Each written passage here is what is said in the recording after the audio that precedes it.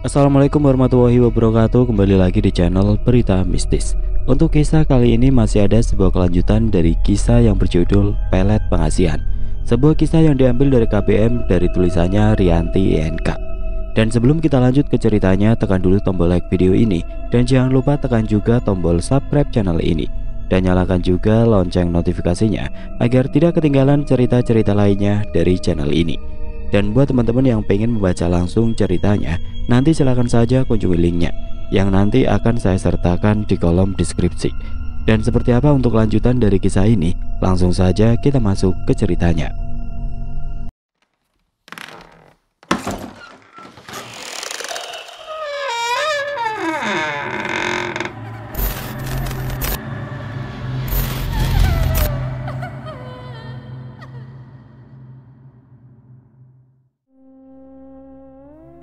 Yang, aku nggak bisa pergi malam lagi. Tadi malam ayah sama ibu udah tanya macem-macem karena aku sudah sering pergi dan pulang malam hari. Aku memberitahu saat Dr. Hilan datang menjemput pada keesokan harinya. Dia memegang tanganku. Iya yang, no problem, katanya santai seraya tersenyum. Mobil pun melaju meninggalkan halaman depan rumahku. Ketika sampai di depan puskesmas, Dr. Hilan tidak menghentikan mobilnya. Tentu saja aku merasa heran. Mobil terus melaju ke arah kota. Kok nggak berhenti yang? Tanyaku sembari menatap Dr. Hilan. Kan katanya kamu nggak boleh pulang malam lagi sekarang. Jadi kita check-in ke hotelnya siang hari saja, jawabnya sambil terkekeh. Tentu saja aku merasa sangat senang mendengarnya. Hari itu hari Sabtu, jadi kami memang tidak memakai pakaian seragam dinas. Sesampainya di kota, kami lalu menuju ke sebuah hotel dan check-in di sana. Lagi dan lagi aku dan Dr. Hilan mengulangi perbuatan itu. Perbuatan yang seharusnya hanya boleh dilakukan oleh pasangan yang sudah sah sebagai suami istri. Beberapa kali kami melakukannya.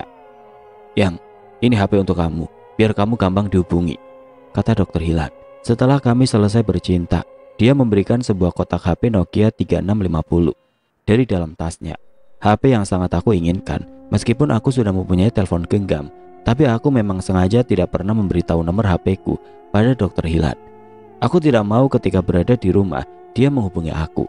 Sebab ada ayah dan ibu. Mereka berdua pasti akan merasa curiga jika aku sering menerima telepon dari Dr. Hilan. Dengan tersenyum manis, aku menerima HP Nokia tersebut. Kucium pipi Dr. Hilan. Makasih ya yang, kataku manja seraya memberikan pelukan mesra padanya. Aku tertawa dalam hati. Ternyata tidak perlu bersusah payah untuk meminta sesuatu yang aku inginkan pada Dr. Hilan. Pupur Cleopatra dari Jeng Murti telah bekerja sendiri dengan sangat sempurna. Pukul 3:30 sore aku dan Dr. Hilan check out dari hotel. Agar sebelum ayah dan ibu pulang dari toko, aku sudah sampai rumah lebih dulu. Gimana yang? Apa sudah kamu pikirkan soal pernikahan kita? Tanya Dr. Hilan ketika mobil sedang melaju ke arah jalan pulang.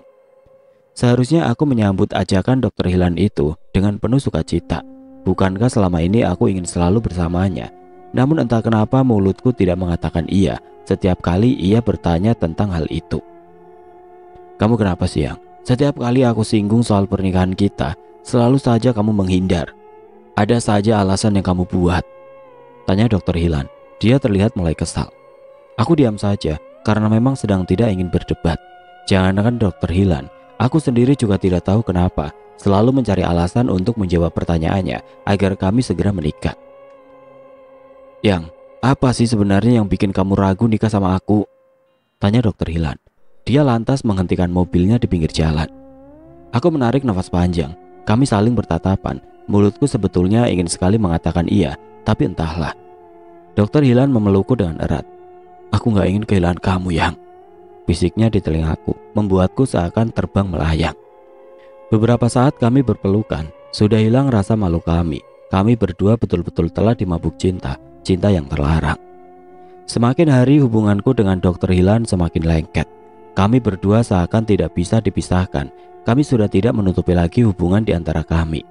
Kini bukan hanya staf puskesmas Pandanwangi saja yang mengetahui soal hubunganku dengan Dr. Hilan.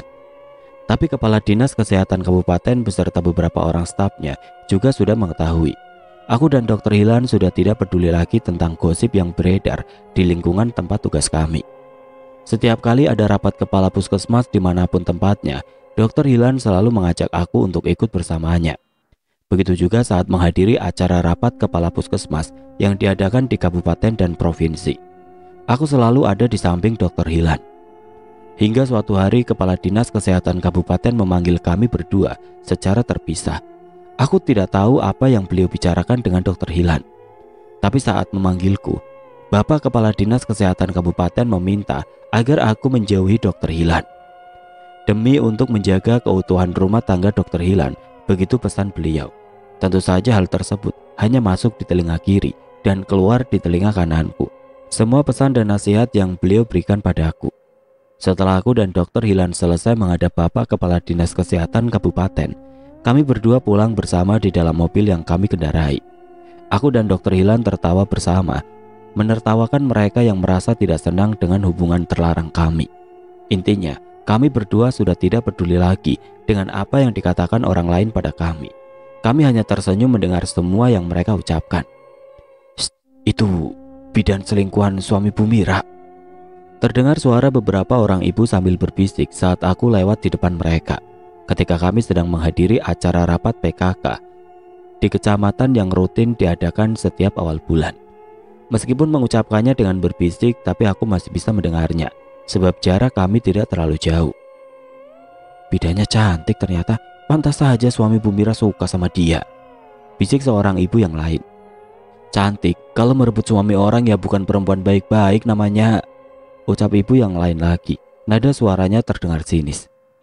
Aku hanya tersenyum mendengar percakapan para ibu itu dan segera berlalu dari hadapan mereka. Selama ini aku belum pernah bertemu dengan Bu Mira, istri Dr. Hilan. Aku hanya mendengar namanya saja, itu pun dari mulut Miss No yang menyebut nama itu ketika suatu hari dia bertanya pada Dr. Hilan apakah dia harus menjemput Bu Mira.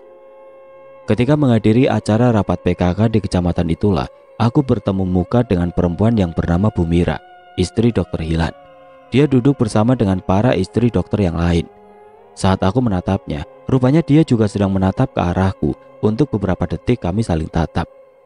Setelah itu kami berdua membuang muka masing-masing ke arah lain. Mbak Dian, apa bisa kita bicara sebentar empat mata? Tanya Bu Mira ketika acara rapat telah usai. Dia datang menghampiriku.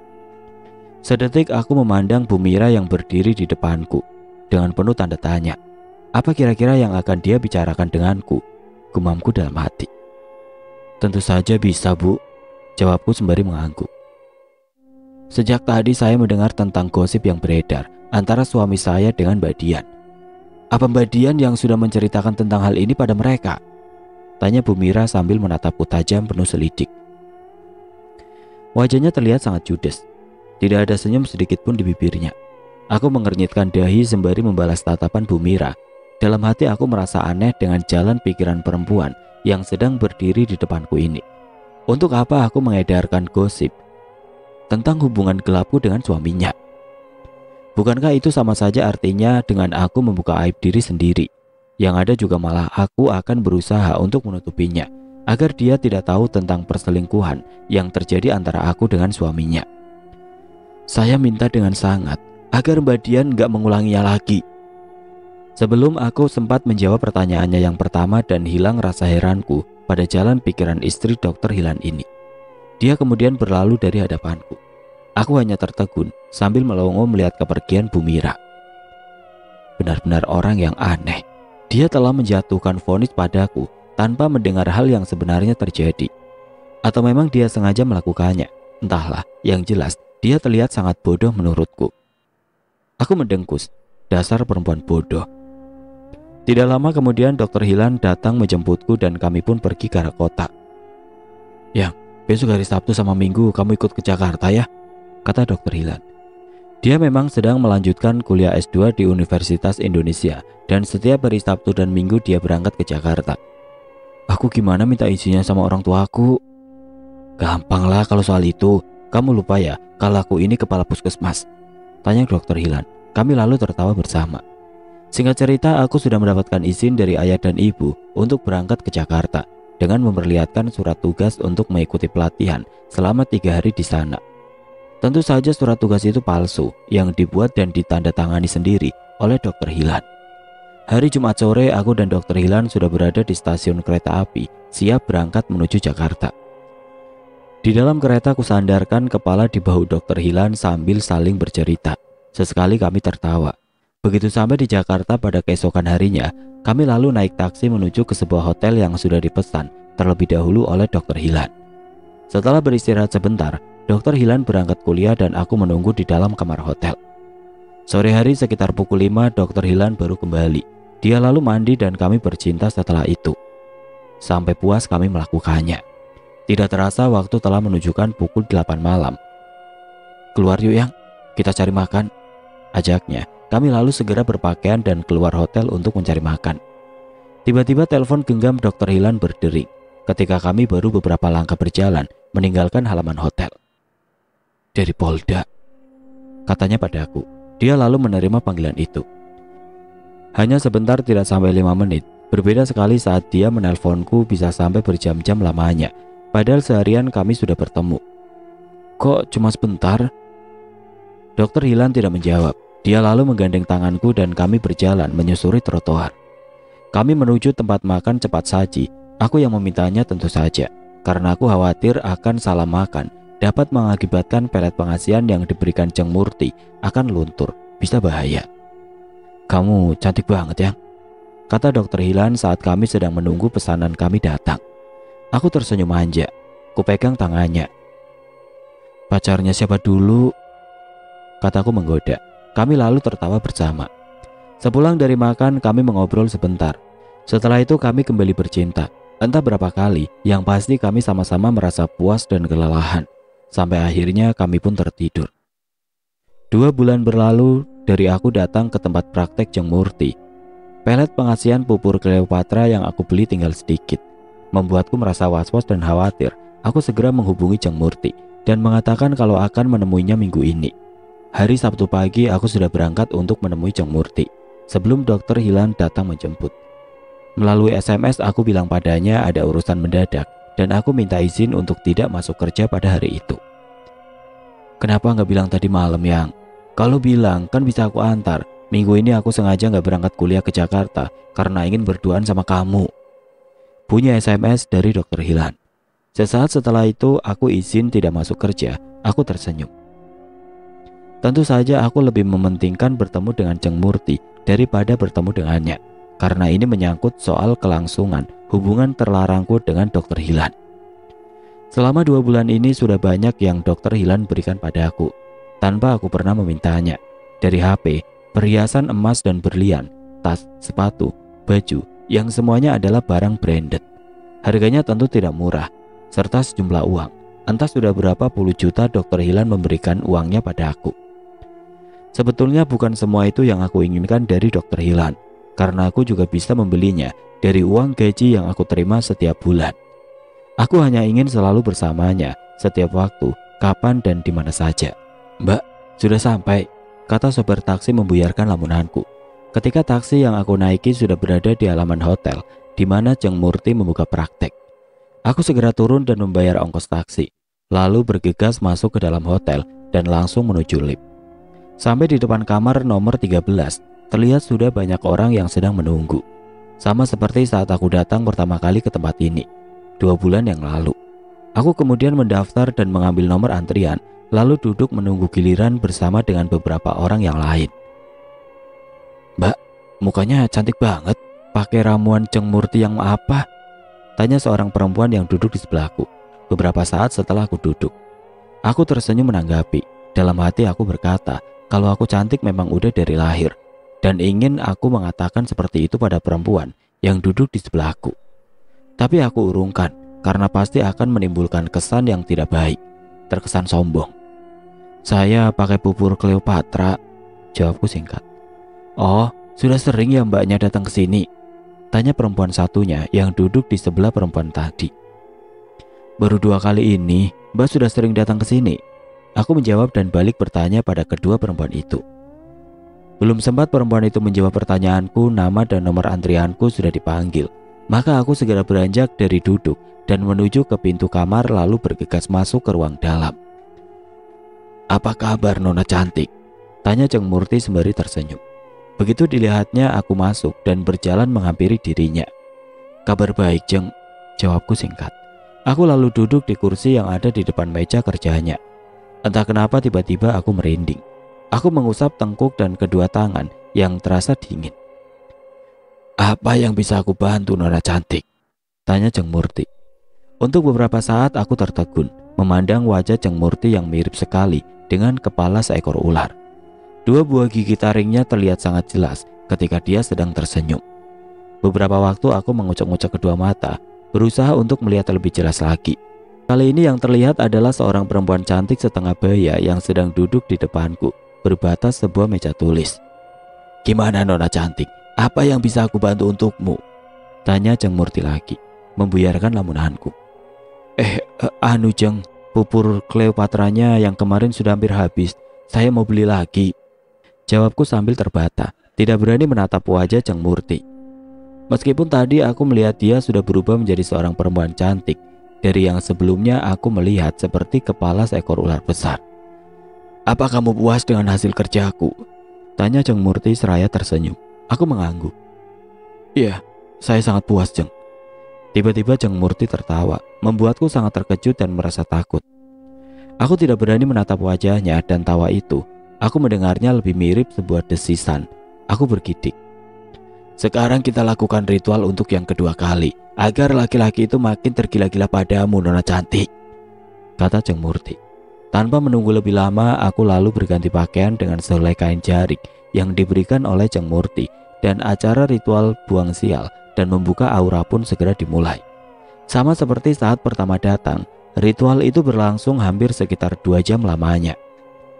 "Ini pupur Kleopatranya, jangan sampai habis. Kamu harus segera datang ke sini sebelum pupur ini benar-benar habis," pesan Jeng Murti.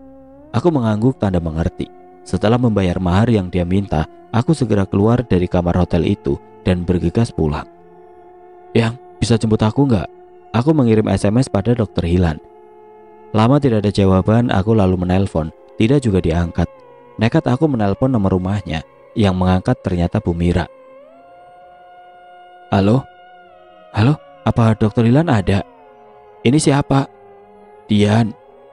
Telepon terputus. Aku mendengkus. Aku lalu mencoba mengulangi beberapa kali, tetap tidak diangkat. "Yang, maaf, baru baca SMS-nya. Sekarang kamu ada di mana?" Pesan SMS berbalas dari Dokter Hilan. Aku lalu menyebutkan sebuah tempat di mana aku sedang menunggu. 20 menit kemudian mobil Dokter Hilan datang dan aku segera naik. "Lama ya nunggunya?" kata Dokter Hilan seraya memandangku. Aku tersenyum. "Lumayan." Tanpa bertanya padaku, Dokter Hilan membawa mobilnya menuju ke sebuah hotel dan kami check-in di hotel itu. Setelah berbincang sebentar, kami lalu bercinta sepuasnya. Melepas semua kangen, seperti yang sudah beberapa bulan lamanya tidak bertemu. "Tadi aku telepon ke rumah, yang angkat ibu," kataku memberitahu ketika kami baru selesai bercinta. "Ngapain telepon ke rumah?" "Habisnya aku SMS, aku telepon ke HP nggak diangkat." Dokter Hilan tertawa. Dia lalu memelukku. "Dikira aku sudah bosan ya?" ucapnya di telingaku. Aku mengangguk. "Iya," kataku manja. Dokter Hilan semakin erat memelukku. "Aku gak akan pernah bosan sama kamu sayang." Saat seperti ini aku tidak ingin berpisah dengan Dokter Hilan. Aku ingin selalu bersamanya. Tapi saat dia mengajakku untuk menikah, entah kenapa aku selalu saja mencari alasan. Kadang aku bingung dengan diriku sendiri. Dalam hati aku ingin mengangguk mengiyakan ajakannya, tapi mulutku malah berkata lain. Ada apa sebenarnya? Apakah ada kaitannya dengan pupur Kleopatra dari Jeng Murti? "Yang, besok aku mau ke Surabaya," kata Dokter Hilan suatu pagi saat dia menjemputku. "Mau apa?" "Kakaknya Evan meninggal. Ibunya Evan sudah berangkat tadi malam." Matanya menatap lurus ke depan tanpa reaksi datar. Dokter Hilan memang tidak pernah menyebut nama Bu Mira di depanku. Selalu dia katakan ibunya Evan, bukan istriku. Entah kenapa. Mungkin agar aku merasa nyaman saat kami sedang bersama. Entahlah, tidak pernah aku menanyakan tentang hal itu. Dan yang pasti, aku merasa senang tentu saja. Aku pun tidak ingin mendengar nama Bu Mira disebut olehnya di depanku. "Loh, kamu kok gak berangkat bareng mereka?" tanyaku sekedar basa-basi. "Aku ingin ketemu kamu dulu hari ini, mau pamitan." "Kamu kan bisa kirim SMS ngasih taunya." "Aku sebetulnya malas untuk berangkat ke sana, Yang," ucap Dokter Hilan dengan nada suara tidak bersemangat. "Kenapa?" Yang meninggal itu kan ayah mertua kamu ya. Aku pasti akan kangen banget sama kamu selama beberapa hari di sana, jawab Dokter Hilan, membuatku merasa seperti terbang melayang. Aku menggenggam tangannya.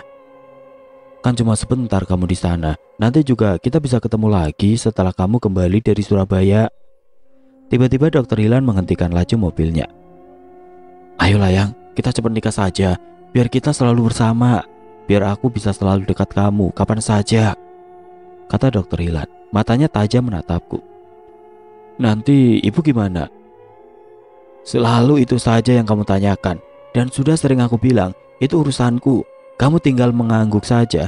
Semua akan aku atur sampai beres, katanya agak emosi. Aku cepat-cepat memeluk Dokter Hilan. Sekarang kamu berangkat saja dulu ke Surabaya ya. Nanti kita bicarakan lagi hal itu sepulangnya kamu dari sana. Sepertinya Dokter Hilan agak tenang mendengar kata-kataku. Dia lalu kembali menjalankan mobilnya menuju ke puskesmas. Pukul 10:30 Dokter Hilan pulang lebih awal karena dia akan ke bandara. Aku berangkat dulu Yang. Kamu pulang bareng Misno nanti ya. Sudah aku suruh dia jemput setelah nganter aku ke bandara, pamit Dokter Hilan sebelum berangkat. Aku mengangguk. Iya, hati-hati di jalan. Tiba-tiba Dokter Hilan memelukku. Tentu saja membuat aku terkejut dan merasa tidak enak hati dengan staf puskesmas yang lain. Karena walaupun selama ini hubungan kami sudah menjadi buah bibir, tapi kami tidak pernah memperlihatkan secara terang-terangan hal yang sangat pribadi. Kami hanya terlihat saling berjalan berdua tanpa pernah mereka melihat apa yang kami lakukan. Tapi rupanya Dokter Hilan sudah tidak peduli lagi.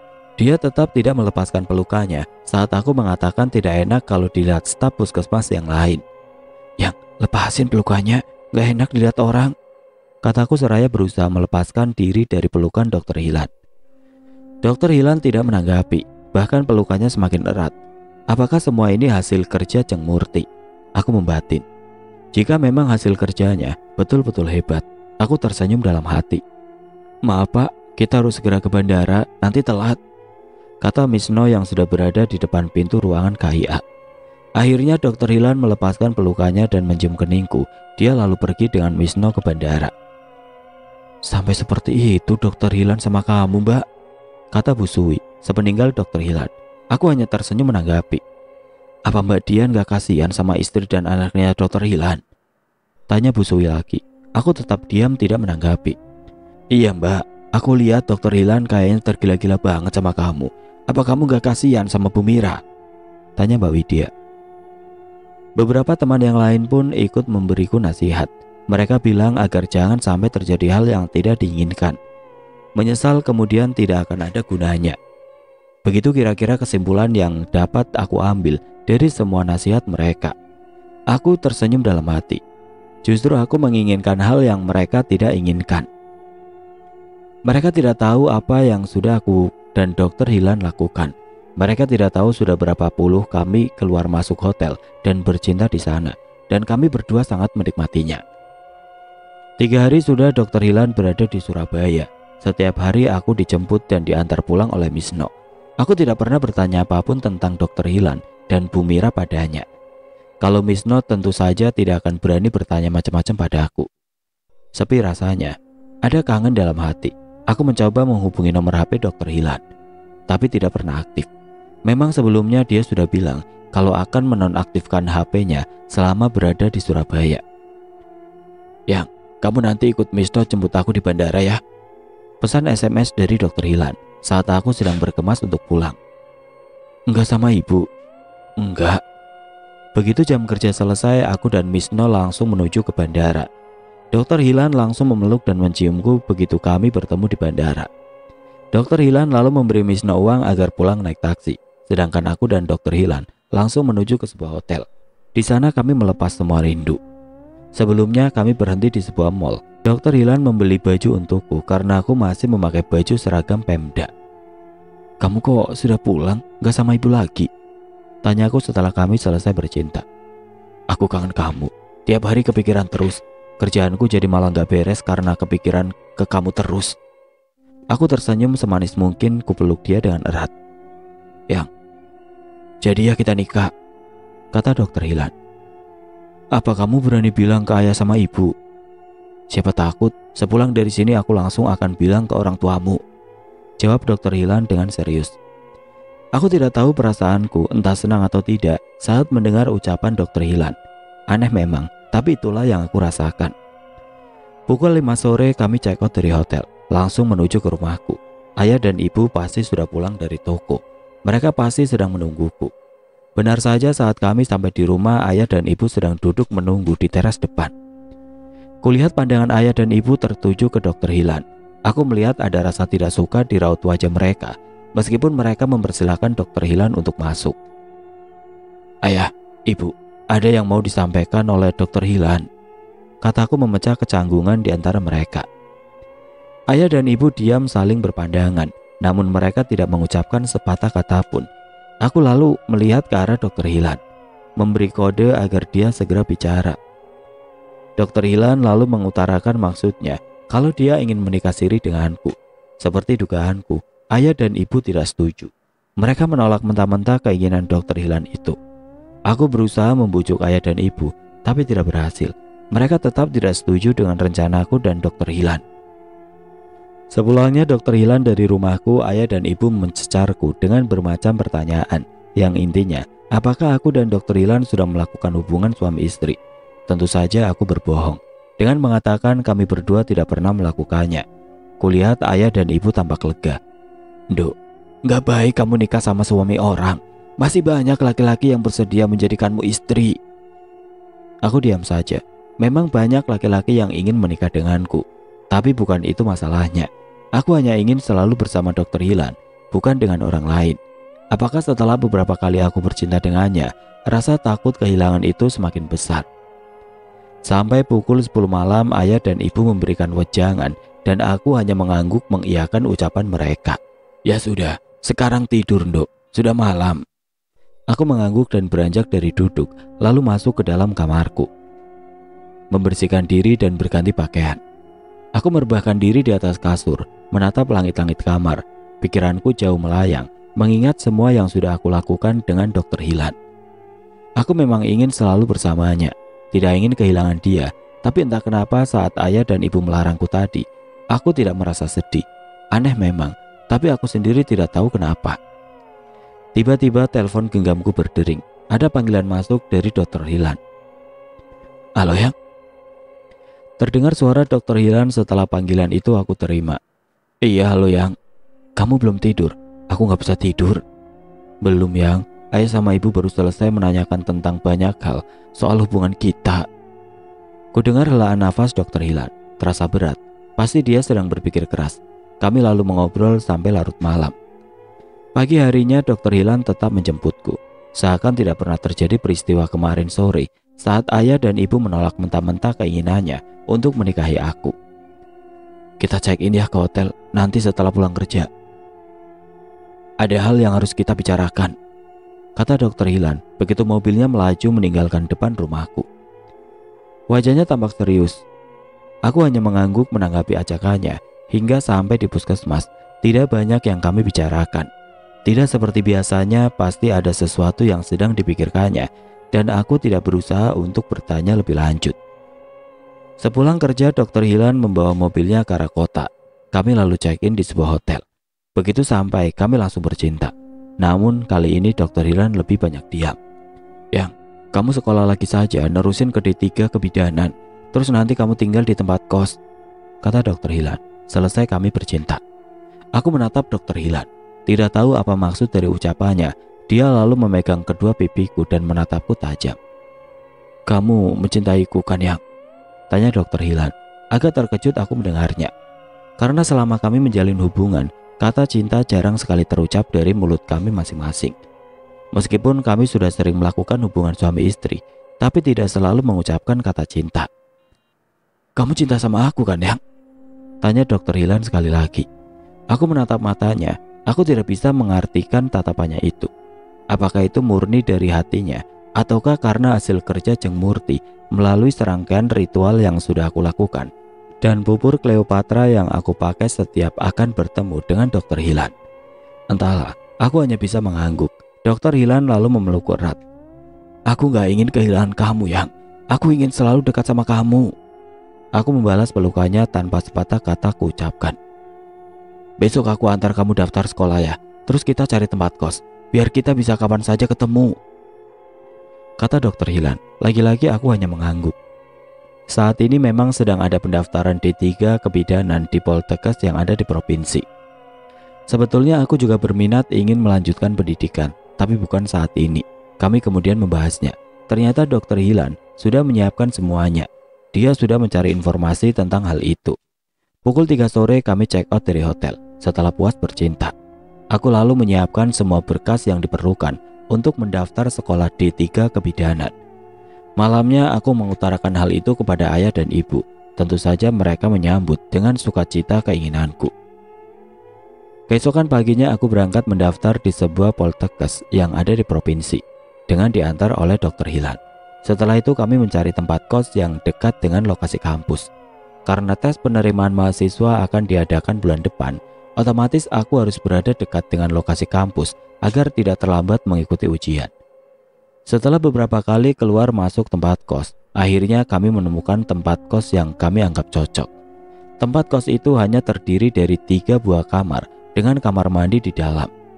Berukuran sekitar 4 kali 8 meter persegi setiap kamarnya dengan fasilitas lengkap di dalamnya. Dipan ukuran nomor 2 plus kasurnya, lemari pakaian, sebuah meja dan kursi, ada sebuah kulkas berukuran kecil dan televisi berukuran 2 in.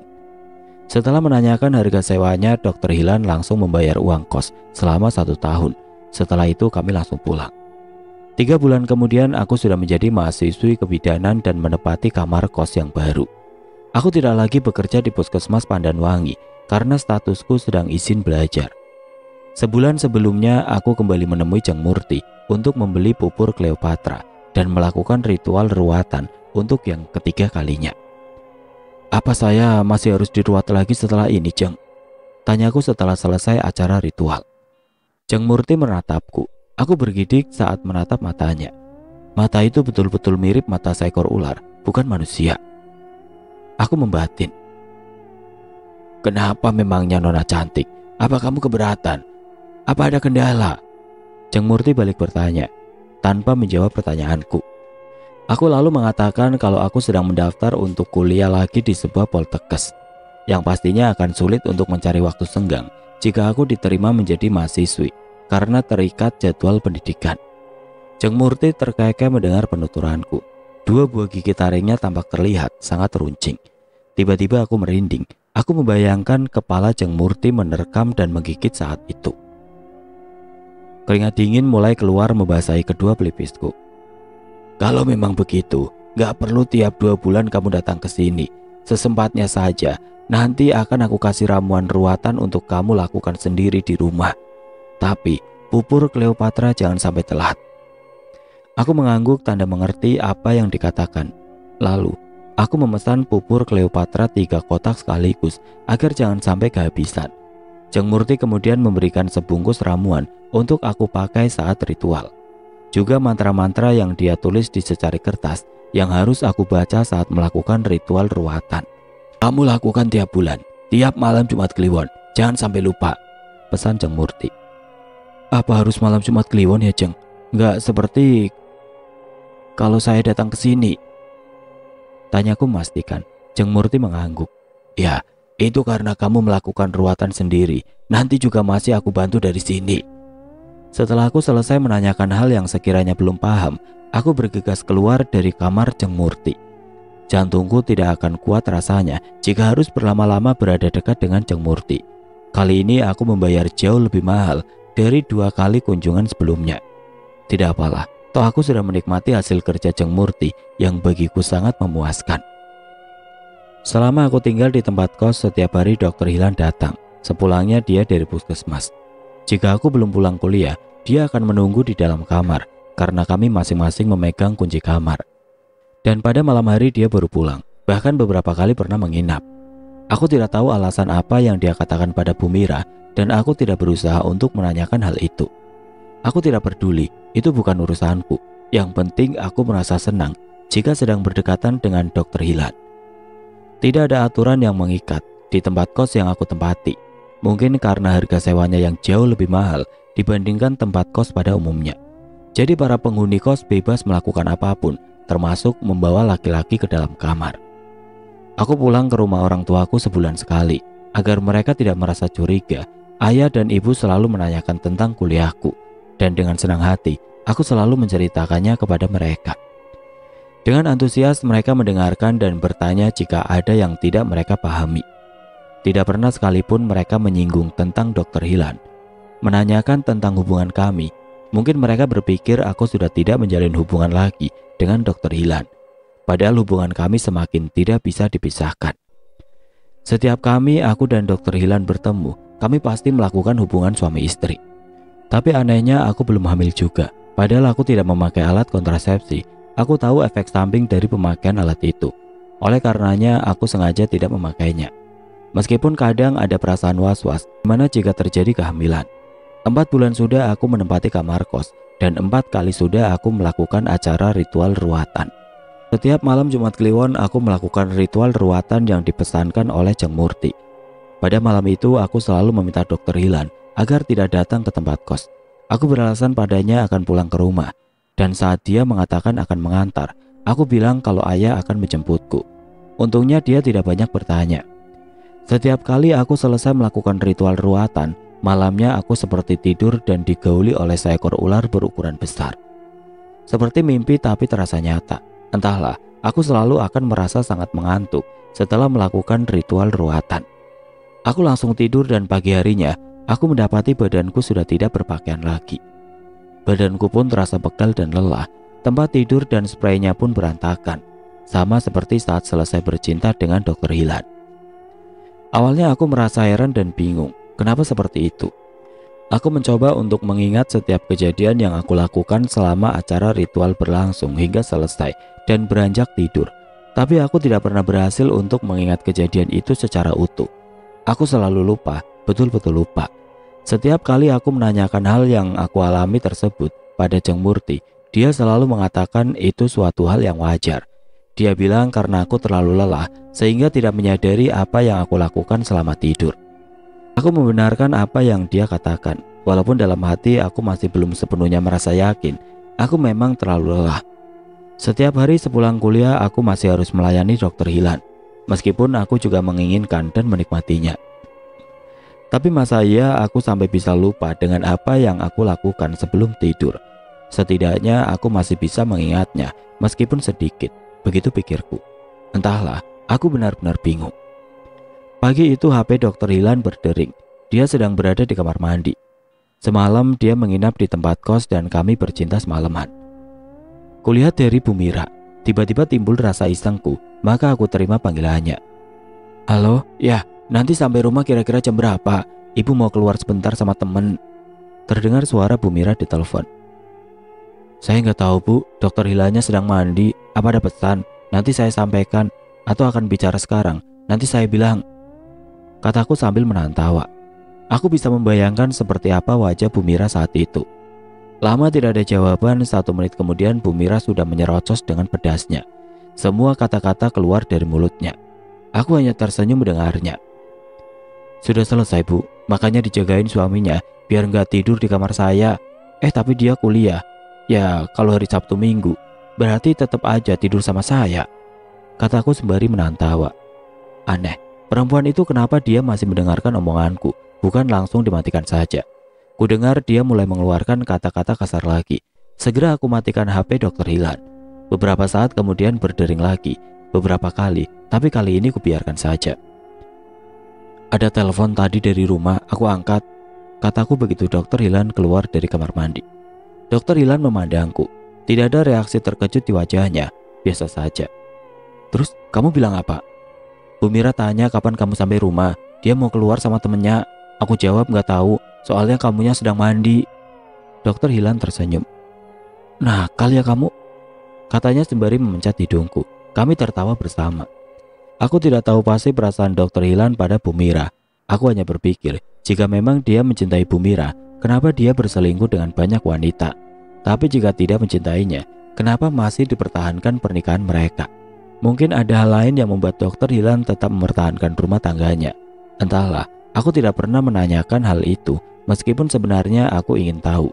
Mungkin karena aku belum pernah menikah, jadi tidak banyak mengetahui seluk-beluk berumah tangga. Mau makan di mana? Tanya Dokter Hilan setelah dia selesai berpakaian. Aku menyebutkan nama restoran cepat saji. Kamu gak bosan apa? Makan menunya gak pernah ganti? Tanya Dokter Hilan. Aku menggeleng. Enggak yang, aku suka kok, jawabku sambil tersenyum. Padahal ingin juga aku makan dengan menu berbeda, tapi aku takut ada makanan yang menjadi pantangan dari Jeng Murti yang termakan dan akan menurunkan pelet pengasihan yang kupakai. Nanti malah akan menimbulkan efek samping, kan bahaya untuk kelanjutannya.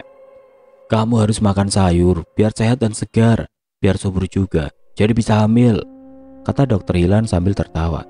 Tentu saja kalimat yang terakhir dia sedang menggodaku. Mana berani aku hamil saat ini. Kami kemudian mencari restoran cepat saji. Nggak mau coba menu seafood yang? Tanya Dokter Hilan.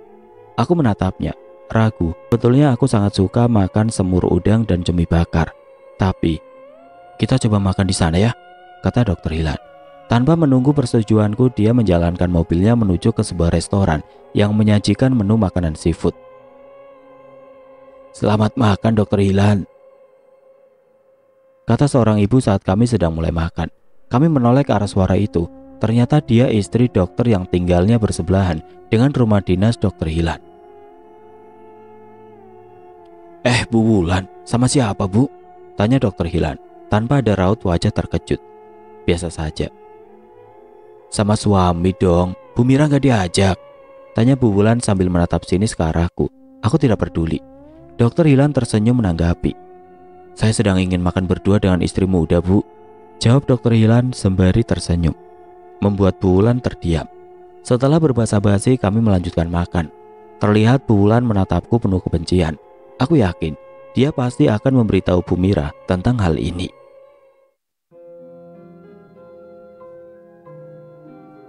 Oke teman-teman, sampai di sini dulu ceritanya. Nantikan kelanjutan kisah ini di video berikutnya.